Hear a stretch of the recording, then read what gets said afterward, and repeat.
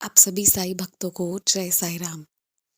साल के आज इस आखिरी संदेश में मैं सिर्फ इतना कहना चाहूँगी कि आने वाले साल में अपने स्वास्थ्य पर, अपने कार्य पर, अपनी अच्छी मनोस्थिति पर, अपने अच्छे रिश्ते पर, अपनी आध्यात्मिक यात्रा पर, इन चीज़ों पर विशेष ध्यान दीजिएगा। साल के इस आखिरी संदेश में मैं उन तमाम लोगों से माफ़ी मांगना चाहूँगी जिनका मैंने जाने अनजाने दिल दुखाया। और मैं आज आप सब से ये आशा करती हूँ कि आज आप सब भी उन सारे लोगों को माफ़ करेंगे जिनकी बातों को आपने दिल में लगा कर रखा है। अगले साल गिले शिकवे के साथ प्रवेश नहीं करेंगे।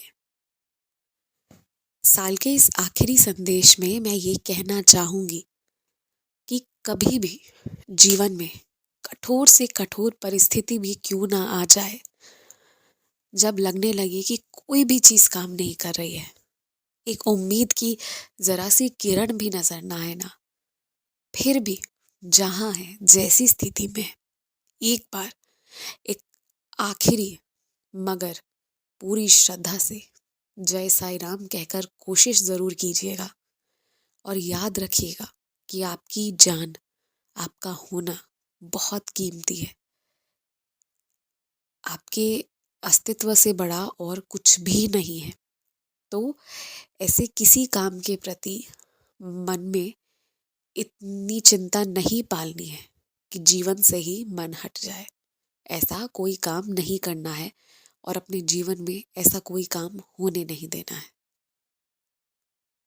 साल के इस आखिरी संदेश में एक बात जो कहने के लिए मेरी बहुत ज़्यादा तड़प थी, वो ये है कि आने वाले साल में भी बाबा के आशीर्वाद से ये सेवा जारी रहेगी। साई संदेश, साई अनुभव, ये सारी सेवाएं बाबा जब तक करवाए, जैसे करवाए वैसी होती रहेगी। हो सकता है कुछ चीज़ें आपके जीवन से सटीक जुड़ी हों, तुरंत के तुरंत जवाब मिले, और कुछ चीज़ों का वर्तमान में कोई तात्पर्य ना हो, या हो सकता है कुछ चीज़ों के अनेक अर्थ बाबा सिर्फ आपको समझा रहे हो। जो भी हो, जैसा भी हो, मगर साई संदेश आप सबके समक्ष प्रस्तुत करने का मेरा एक ही उद्देश्य रहा है और आगे भी रहेगा। वो ये है कि चाहे टूट जाओ, एक बार को बिखर भी जाओ, मगर बाबा के शरण में रहो, पुनः प्रयास करो, और कोई भी नकारात्मक विचार मन में आए तो तब के तब उसे लौटा दो। आने वाले नव वर्ष में मैं भक्तों के लिए बाबा के आशीर्वाद से बहुत सी सेवाएं करने जा रही हूँ, और उसमें मुझे आप लोगों का भी योगदान चाहिए। योगदान मुझे धन से नहीं चाहिए, योगदान मुझे आपके शब्दों से, आपके अंतरात्मा से जो आवाज़ आ रही है, जो बात है, उस माध्यम से मुझे चाहिए। और हो सकता है कि योगदान श्रम के रूप में भी हो। मैं आशा करूँगी कि सारे साई भक्त मिलकर, हम सभी लोग मिलकर, पूरी सृष्टि की जिम्मेदारी नहीं लेते हैं, वो तो बाबा हैं, पर अपने आसपास एक प्रयास जरूर करेंगे साईमय बनाने का हर एक चीज को। साल के इस आखिरी संदेश में मैं आप सबके लिए बहुत सारी प्यार, दुआएं, प्रार्थनाएं भेज रही हूँ। हो सकता है कुछ लोग इस साल बहुत खुश हो, कुछ चीज़ें बहुत अच्छी हुई हो, और हो सकता है कुछ लोग इस साल बहुत दुखित हो, कोई बेहद अपना करीबी को खो दिए हो, या कोई ऐसी दुखान पड़ी हो जो पिछले किसी साल में नहीं आई थी। मैं दोनों तरह के लोगों से कहना चाहती हूँ कि जो भक्ति के मार्ग में होते हैं ना, वो ना तो अत्यंत दुखित होते हैं, ना अत्यंत खुश होते हैं। उन्हें अपना संतुलन एक तरह से बनाए रखना आता है, और मुझे विश्वास है आप सबको भी आता है, और आप सब भी इस कार्य को ज़रूर करेंगे। ना ज़्यादा दुखित होंगे, ना ज़्यादा खुश होंगे। यकीन माने जो जहाँ है वो वहीं के लिए बना था, अब वही सही जगह है वहाँ होने की, इसलिए ऐसा हो रहा है। साल के इस आखिरी संदेश में मैं आप लोगों से विशेषकर 2 चीज़ों के लिए निवेदन करना चाहूँगी। पहला, कि आप अन्नदान ज़रूर कराएँ। आपके सारे कष्ट, सारी इच्छाएँ, जो भी आप चाहते हो ना, आपकी सारी चाहतें पूरी होंगी, सारे कष्ट दूर होंगे। अन्नदान कराएँ, वो बाबा को अत्यंत प्रिय है।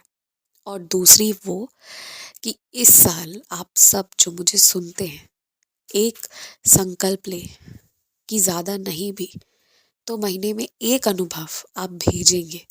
और मैं इस बार इस जो अनुभव का ये श्रृंखला चला रहा है, इसे बहुत गंभीरता पूर्वक करना चाहती हूँ।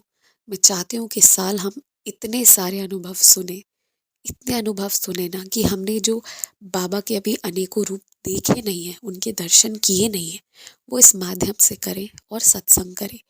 आप लोगों के आशीर्वाद से, आप लोगों के ही भक्ति के कारण मुझे भी इतने सारे सत्संग सुनने का, पढ़ने का मौका मिलता है। और इसके लिए मैं हर उन भक्त की आभारी हूँ जिन्होंने चाहे छोटी से छोटी, चाहे आश्चर्य में डालने वाली, विस्मय में डालने वाली, बड़ी से बड़ी लीलाएं भी मेरे पास भेजी हों। ये सारे आशीर्वाद मेरे जीवन को बहुत परिवर्तित करते हैं और करते जा रहे हैं। इसलिए मैं आप सबसे शुक्रिया कहना चाहूँगी। साल के इस आखिरी संदेश में मैं ये भी कहना चाहूँगी कि प्रयास करें आपका समय बर्बाद ना हो। प्रयास करें कि जो रिश्ते आप आगे खींचना नहीं चाहते हैं, उन्हें सच बोल दें। बाद बाकी जो होगा होगा, मगर सच स्पष्ट और सही तरीके से सामने आ जाएगा। जो सामना करना होगा अभी होगा, फिर चीज़ें अपने आप से शांत हो जाएंगी।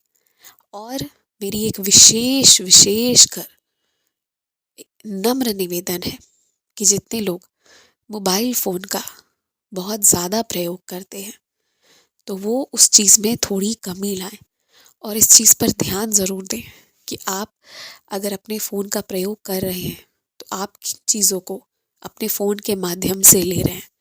अगर वो सकारात्मक चीज़ें हैं तो अच्छी बात, अगर वो नकारात्मक चीज़ें हैं तो कृपया कर उसे वहाँ अब रोक दें।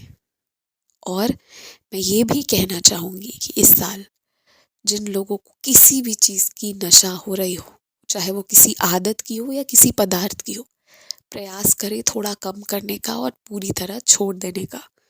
और याद रखें कि आपके ही भीतर साईं है, और इस ब्रह्मांड में मौजूद जितनी चीज़ें हैं ना, जितने भी आपने सुने होंगे विटामिन्स हैं, मिनरल्स हैं, सब आपकी शरीर में मौजूद हैं।